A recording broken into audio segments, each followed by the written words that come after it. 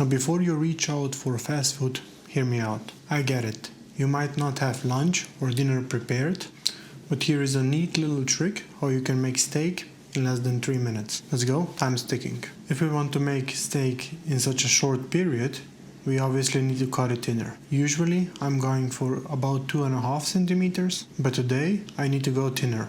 You see, size does matter after all. We need to preheat the pan as high as it gets to make sure that we don't overcook the steak. Now we are not gonna get the best looking crust, but that's just the compromise that we need to take. Remember, meat will naturally unstick once it's ready, so give it a couple more seconds. For my 2 steaks, this took about 1.5 minutes. Let's try to get some crust on the other side also. And don't be leaving anywhere, it's all happening super quick.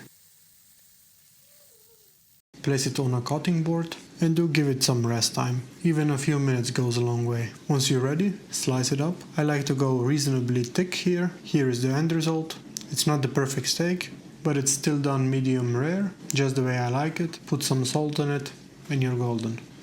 The other piece was cut a bit thicker. You can see that this immediately affects the end result. I had some extra chicken leftovers from yesterday just to round out the meal. I heated the chicken up in the pan whilst it was still hot and made a quick creamy pan sauce. The meat was pretty lean today, so I had to bring in some fat. The other day I published a video on a similar recipe, so check that one out if you're interested.